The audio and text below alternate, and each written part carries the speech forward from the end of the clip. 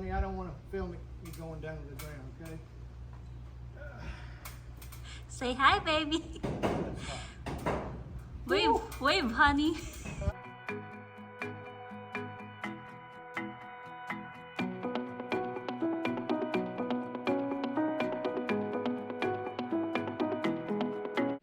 Hey guys, good morning.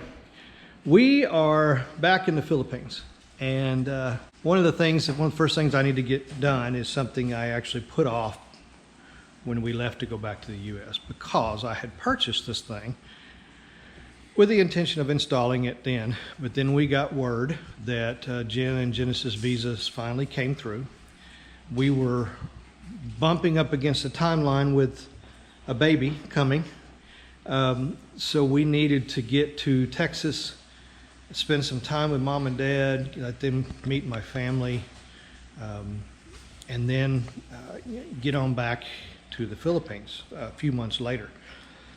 So what I did, instead of installing this thing I'm about to go over with you I called Starlink and I said, listen, I'm about to leave the country for a few months.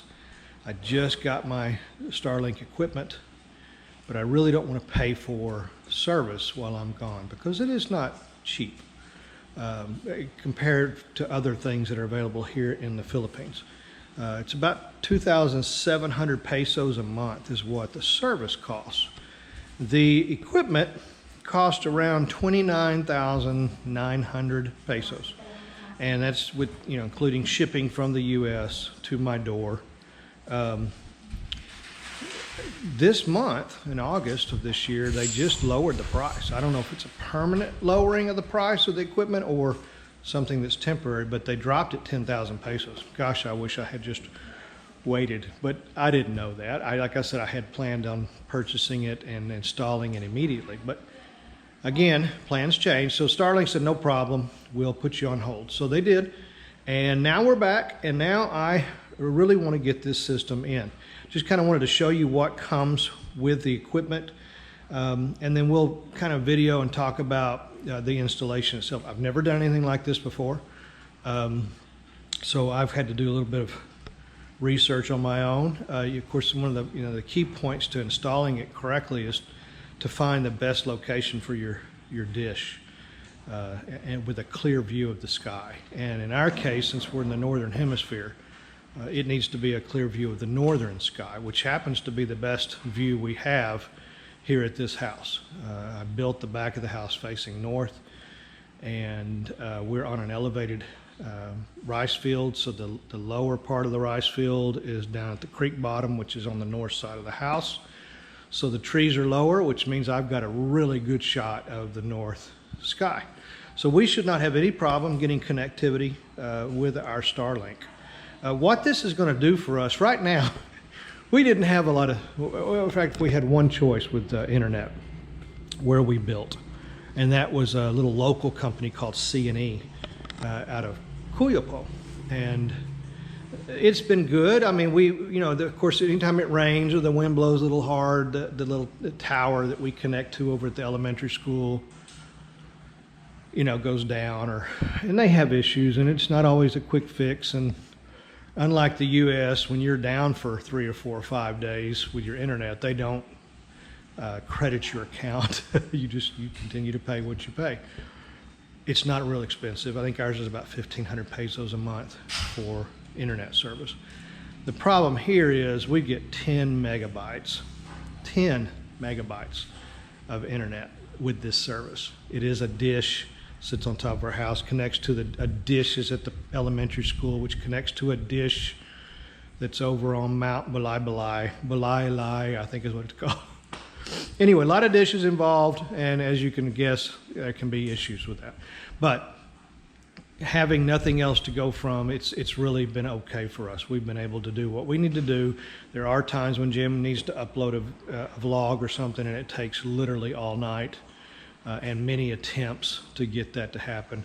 I just tried to update some drivers on my laptop that are out of date, and it won't get through the end of the update. So those kinds of things hopefully will be a thing of the past for us once we get this service installed and running. So that's what I'm going to attempt to do today.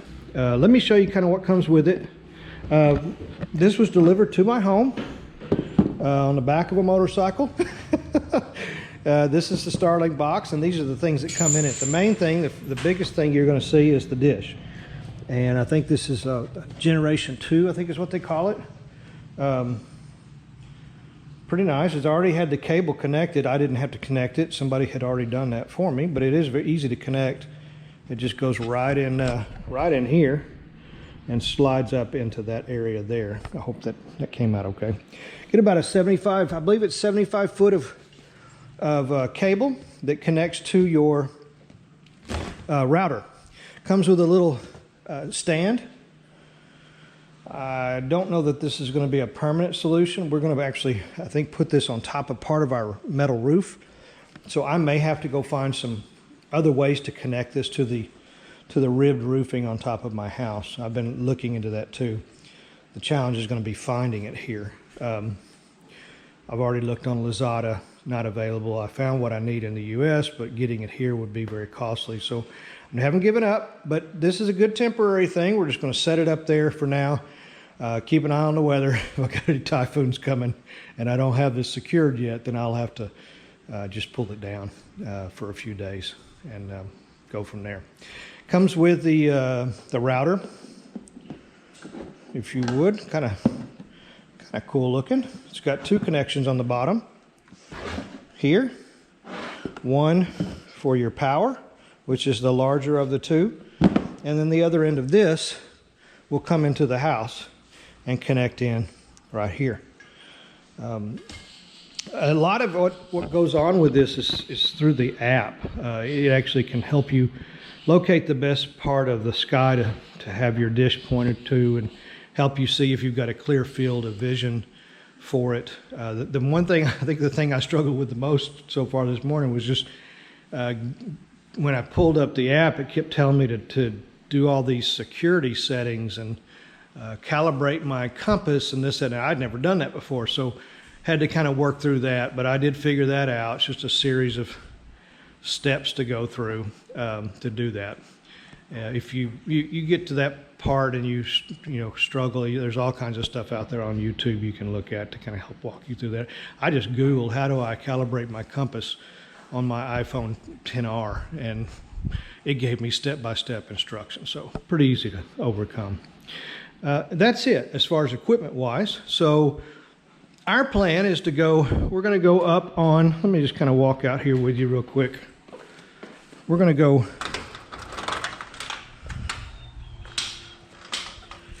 go up on our carport, and the roof over the pump room is on the north side of our house, and it's actually where our little dish right now is for our internet. You can see our dish that sits up there, but it will be going up on that same roof. We have a very clear field of vision to the north. The only thing is the problem is these mango trees back here, but they're very low because, like I said, my property slopes. So I did a test on the app down here on the ground, not even up on the roof, and I've got 100% visibility for the satellite. So satellite somewhere's up in that area, and that's where our dish will eventually automatically point to. It calibrates itself, finds the correct satellite location, and it's all pretty self set up. Once I get it on and connected, then I've got to go in, of course, and connect some of my devices to the new Wi-Fi that we'll have available to us.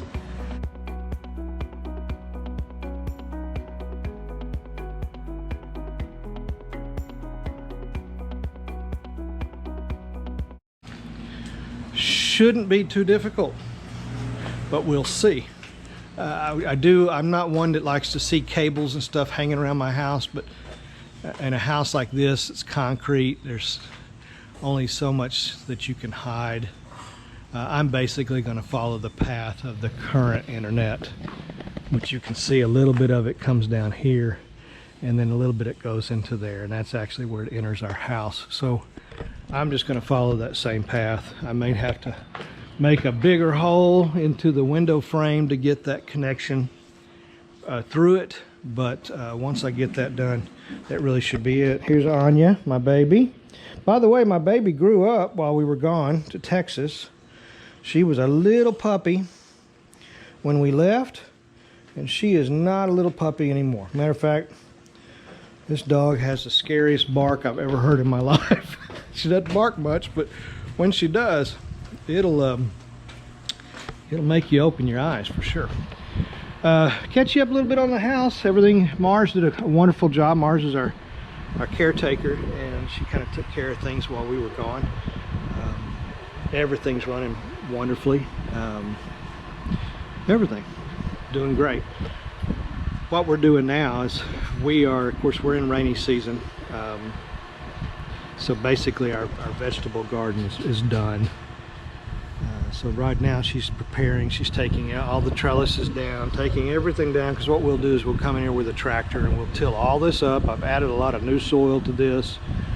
Want to get it good and tilled up. As soon as it's dried out enough, we're going to do, we've changed a little bit. We did have 3 layers of garden, but it's really too much for us, so we're not going to do that 3rd layer down there. We're just going to till up these 2, and we're just going to kind of leave that alone down there. Maybe I'll plant some more fruit trees down there. I've got plans for fruit trees over here, but maybe I'll just move them down here.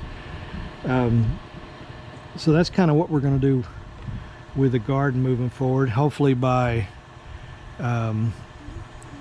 part of September we'll start planting again, and September, October, and the season is really, the weather's just wonderful from that point forward till about middle of March.